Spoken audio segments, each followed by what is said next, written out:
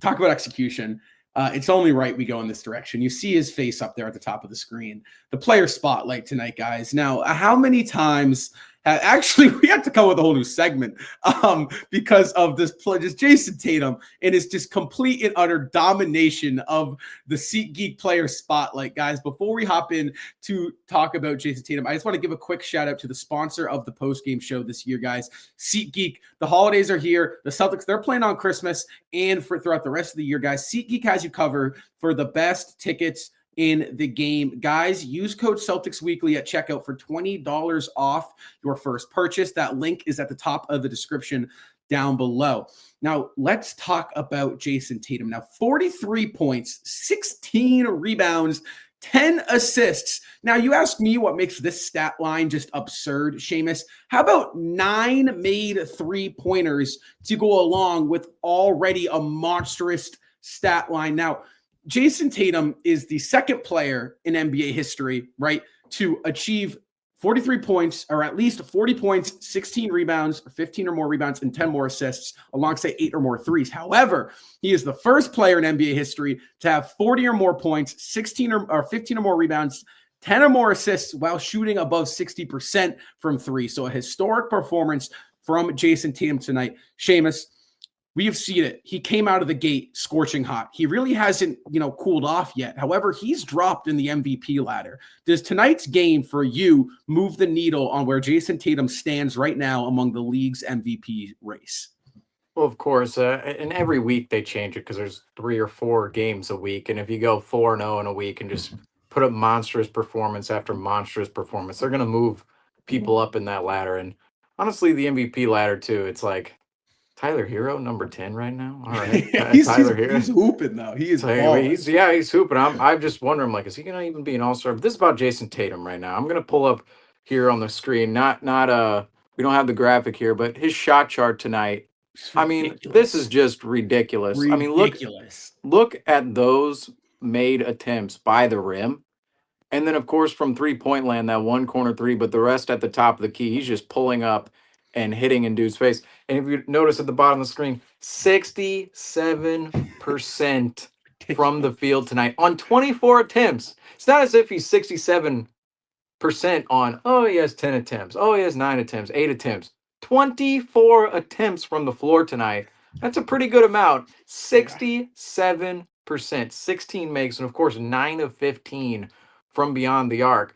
This is just an absurd game from Jayson Tatum. It felt like every time you turned around and looked at the TV screen or were looking at the TV screen watching the game, there was Jayson Tatum scoring the ball. There was Jayson Tatum making a play, along with 10 plus assists too, or sorry, not 10 plus assists, 10 assists and 16 rebounds.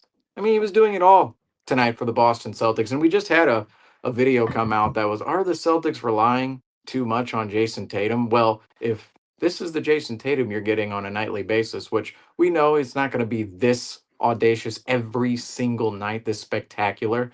But that's why the Celtics rely so heavily on Jayson Tatum in moments, because we know exactly what Joe Mazzulla and the coaching staff, rather, they know what he can do and what he's capable of. And you even add on all of the other Celtics around him. If they're on their game, specifically Brown and Porzingis, they were phenomenal tonight. The Celtics are an absolutely dominant basketball team, and it really all starts with Jayson Tatum being this dominant. He doesn't even have to be this dominant on a nightly basis, yet when you get these type of performances, the Celtics, they should win by almost 30, and it almost happened tonight. Not quite 30, a 25-point game, we'll take that, but they're inching up towards that mark, of course, because this is what this team is capable of, and this is what Jayson Tatum is capable of as well. And we talked about it on the post game the other night. Jayson Tatum, go to the rim, go to the rim, go to the rim. We have a player who can go to the rim, dominate teams down inside the paint, and of course make it to the free throw line. And not only that, 15 threes tonight.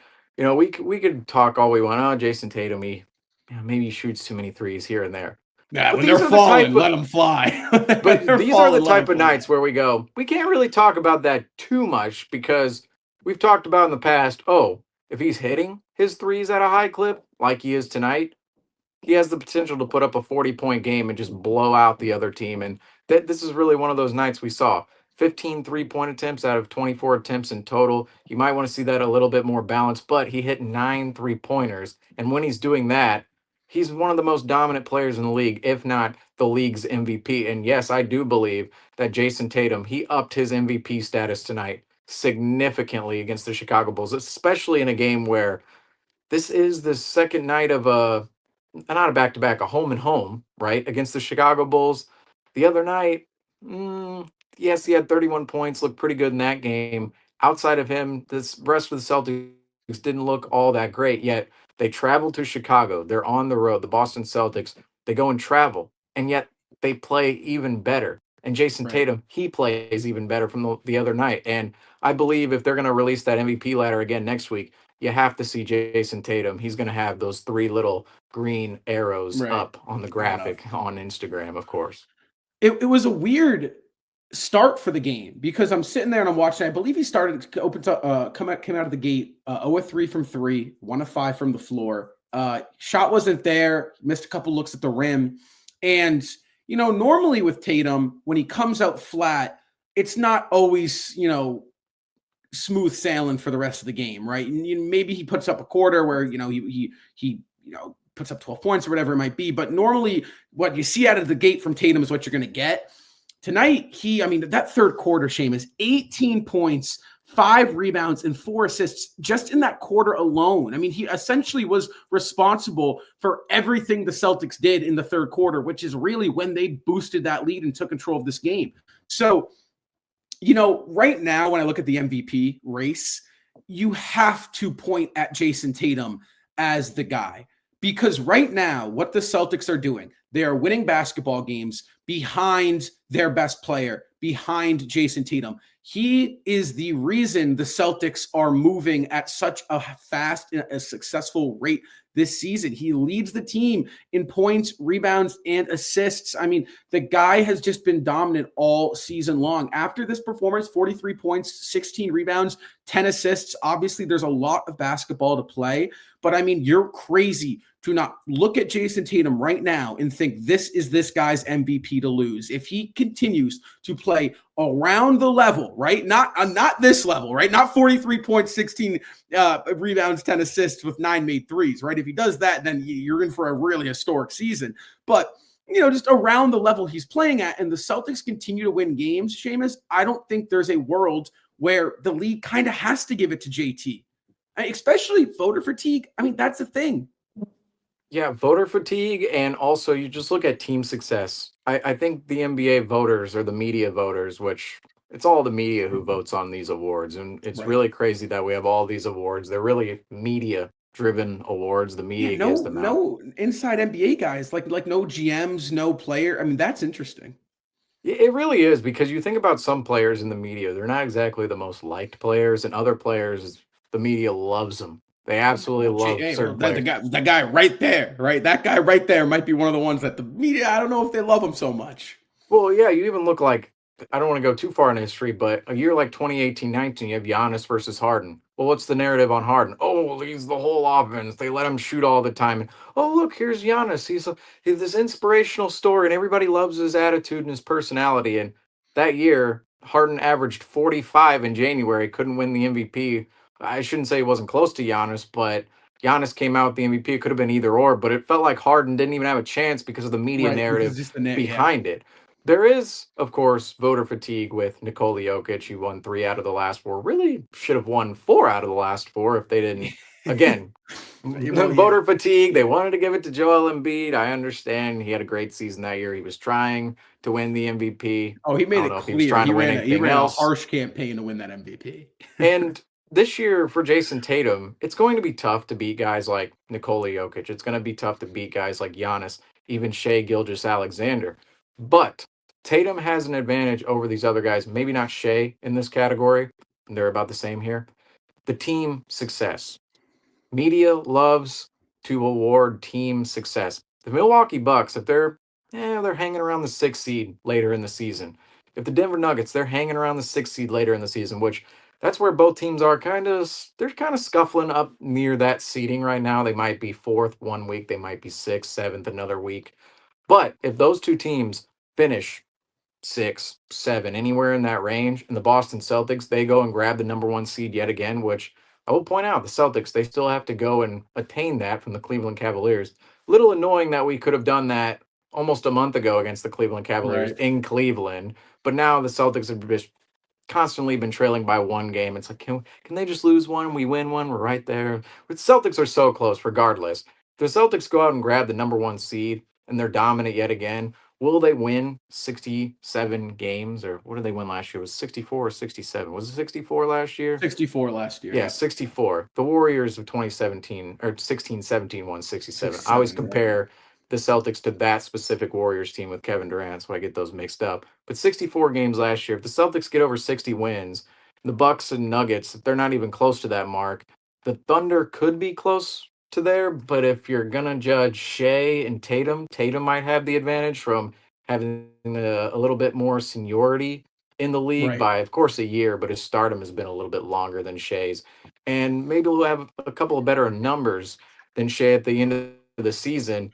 I could definitely see Jayson Tatum pulling out the MVP this year. It's going to have to hinge on multiple things that might be outside of Tatum's control a little bit, but what Tatum can control is his own performances and his team success. And outside of that, of course, he has to get the media on his side, but it's not really up to him. It's not really up to how Nikola Jokic, Giannis, Shea Gilgeous-Alexander, the Thunder, the Bucks, the Nuggets finish. If some of these factors, of course, fall the Celtics' way and in Jayson Tatum's favor, he'll be able to pull out an MVP this season. But regardless, he's having a top five season. And I think this should, outside of the MVP conversation, boost Jayson Tatum into the top five player conversation Yeah. solidly. Because I think a lot of people, they still look at the league and go, oh, is Tatum in that top five? He might be six, he might be seven, he might just be five. We don't know. Jayson Tatum is having potentially a top three, at least a top five season right now. And the performance in which he put up tonight, I think, proves that entirely. But just the stretch that he's had to begin this season, even looking at the other night, he was the only Celtic who performed well in that game against the Bulls the other night. If he can continue that type of run, and we don't expect 43 points every night, but if he can get closer to the 30 mark, shoot efficiently, get to the line, 10 plus rebounds, can he rack up those assists? He should be in that conversation, a top five player in the NBA, because I think people disrespect him just a little bit within No that doubt. conversation. No doubt. And I think he's solidified in there. Like I don't think I can respect your knowledge on the game of basketball if you can sit there and seriously tell me there are five players in this association, in this NBA, right, that are better than Jayson Tatum right now. Because it's just the evidence shows not that. He is arguably the best two-way player this game has to offer, right? The threat he presents from all three levels of scoring is truly unmatched. And you add in this aspect of playmaking he's developed that is really now he can control the highest caliber, right? The highest offense in the league. He is at the helm of controlling. That's very impressive. Now, I do think, like, here's the interesting part. And I'm interested to hear what you have to say about this. Here's the interesting aspect with the Jayson Tatum and the MVP race and kind of hit the top five, right? And that whole narrative right now. For Tatum, he's in such a weird spot when you compare him, because statistically, he's not really quite there, right? When you look at him compared to Giannis and Jokic and even SGA, right? The numbers wise, he's going to be about 3 points behind. But when you look at his situation, right, a lot of people use the situation Jayson Tatum's in on the Celtics team, playing alongside Jaylen Brown and Kristaps Porzingis and all this talent, against him. And I think that's an interesting way to look at it, because for me, it's like, okay, well, if you're going to, like, what you have to understand is that Jayson Tatum is the clear best player on this loaded team and is statistically leading in all categories on this team, right? So it's like, you look at the year before the Celtics loaded up their roster, right? And, you know, they loaded up their roster, right? They have a stacked roster. The year before that, he's putting up 30 points per game, right? 50 points in a game 7, was commanding this team. And if he doesn't go down on an ankle injury, this guy could be looking at 3 straight NBA Finals appearances in an 0-3 comeback. Like, this guy had done it all, right? The year prior, he put up 46 in an elimination game, gets to the NBA Finals, wins the Eastern Conference. Like he has all these accolades, right? And it's like, here's your guy. He does it statistically. And then it's just like, oh, well, his numbers take a hit. Well, you got to look at his situation. Of course, he's not averaging 34. He could. If you put Jayson Tatum, right, in a situation like kind of Giannis or Jokic or Luka Doncic are in, right, where they are getting all the looks and right, the offense is them to score, I think you would see Jayson Tatum averaging right around 32, 33, 31 points per game. I think he's very capable of doing that. We've seen that, Seamus, right? But it's just like, no, he's in a situation that he doesn't do that, right? He doesn't need to do that.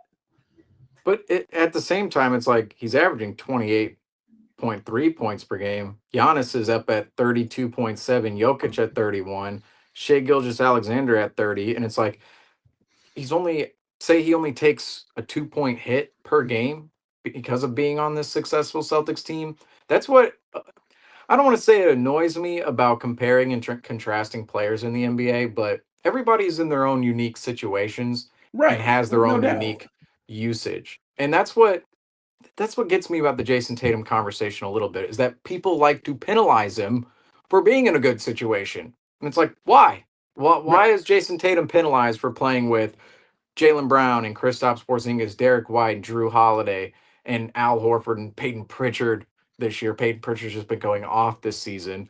Why is he penalized for playing with all of these different players? This ultra talented. I don't think anybody thinks right now that the Celtics aren't favorites to go back to back. I think you look at the rest of the leagues, you could, oh yeah, the Thunder, they look brick show in the NBA Cup final, like on the biggest stage, just the young team. They're still very young. The Thunder are extremely young. They're about 2 years to the away. Celtics.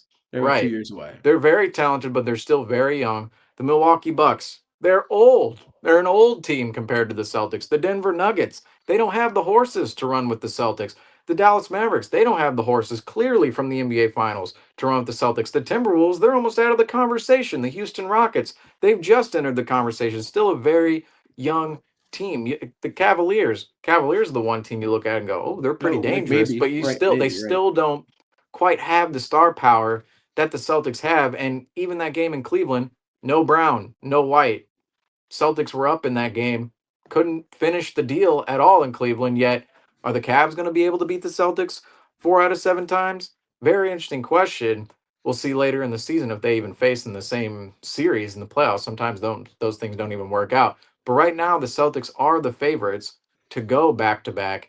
And that kind of annoys me about the Jayson Tatum's argument. I shouldn't say argument, but the conversation, because you look at all these other players, the team around these other players isn't as good as the Celtics. And people love to, oh, look at what Jokic is doing for his team. Look at what Giannis is doing for his team. Look at what Shai is doing for his team. But like you said, if Jayson Tatum was put in these situations, he'd be averaging well over 30. Right. He'd be averaging more assists, because really we talk about Jayson Tatum. Yes, he's the focal point of the Celtics offense, but we also have other guys too who go and take the ball at the top of the key. Jaylen Brown can be a ball handler. Derek White and Drew Holiday, yes, they've been more of these wing type of players this year, but they can handle the ball. Peyton Pritchard's really been that secondary playmaker we've had this season. And without all those players, Jayson Tatum would have an even more increased role in that aspect. And he would be putting up some of the same numbers as these other guys. Yet because he's playing with a talented team who's bound to potentially win the title, he's going to be penalized. We've never really seen, I shouldn't say we've never seen that in NBA history, but for other guys, it doesn't happen the same way. Didn't happen for Michael Jordan. Didn't happen for Magic Johnson or Larry Bird. Didn't happen for other guys we've seen in the past, such as LeBron James, Steph Curry. Yet for Jayson Tatum, that is the conversation. And he is one of the most disrespected players in all of the NBA. And we saw it this summer at the Olympics. We look back at that moment, and I understand the NBA. Yes, you want to promote LeBron. You want to promote Curry and Kevin Durant. NBC is taking over the NBA's coverage next season, and that's the network the Olympics were on. They want to showcase all the best players, or who have been the best players the last decade. But how is Jayson Tatum, like, after you see tonight's performances, how is he sitting on the bench in the Olympics, Steve? How is he sitting behind Kevin Durant? And I do want to say this, though. This Tatum, we are seeing, and I hate to play the opposite side here, because I agree with you, but I will say, I think that whole thing needed to happen. Tatum wasn't right. He wasn't. It felt like he was a little in his head, right? His shot wasn't there. I mean, the finals he played great, but it was just that shot he couldn't figure that out. So I can see now. I think couple months removed from it, makes a little bit more sense to me. Right now, 0 minutes doesn't make sense to me, but it's like the Tatum we're seeing now is a much elevated and cleaner player than what I think we would have seen in the summer. I think he's cleaned up his game and kind of figured it out a little bit more post-Olympics than he did entering the Olympics. That said, a man that scores 43 points, 16 rebounds, and 10 assists, right, should get minutes, get burn on that team. No doubt about it. Well, also, too, like, we'll mention this about Jayson Tatum. Jayson Tatum, can he really be a guy who's a role player? I mean, Right. he's never really been a role player. Even in his first year with the Celtics, yeah, he was kind of a role player. Marcus Morris was on that team, Kyrie Irving, Gordon Hayward went out with injury, of course, and that really elevated Tatum's role on that team to go and be a starter because initially Jayson Tatum was going to be a bench player on the 17-18 Celtics. That's how the season started out. It was, oh, Jayson Tatum, he's going to come off the bench. Gordon Hayward goes and gets hurt, and Jayson Tatum is all of a sudden a starter. And from there, he wasn't exactly a star, but Brad Stevens, he wasn't shy about putting the ball in Jayson Tatum's hands every once in a while as a rookie. Everybody knew on that team, especially Marcus Morris, who was, kind of the big brother on that team. Hopefully, you have no Kyries on the team anymore that take offense to that statement, of course. But he was kind of the big brother on that team, Marcus Morris, and he could tell anybody that Jayson Tatum, he saw what was coming with Jayson Tatum in the league, and what he saw was what came tonight. 43 points, 16 rebounds, 10 assists, and that's the type of player Jayson Tatum is. He needs the ball in his hands, and if he's off to the side, he's maybe a little more marginalized, and that's when we see, oh, Jayson Tatum, he's really getting after it on the defensive end of the floor. And Jayson Tatum, that shot, what you're talking about in the Olympics, is if he's standing in the corner, you got to be hitting those corner threes consistently. You'll have to catch and shoot. And he just wasn't quite doing that at the time. Yet when the ball is in his hands, and that's really too disclaimer with the Olympics. LeBron wanted the ball in his hands. Steph Curry, of course, is kind of the player that can really play anywhere, but he was demanding the ball a lot on that team. There were other players such as Anthony Edwards, Devin Booker, Kevin Durant coming off the bench.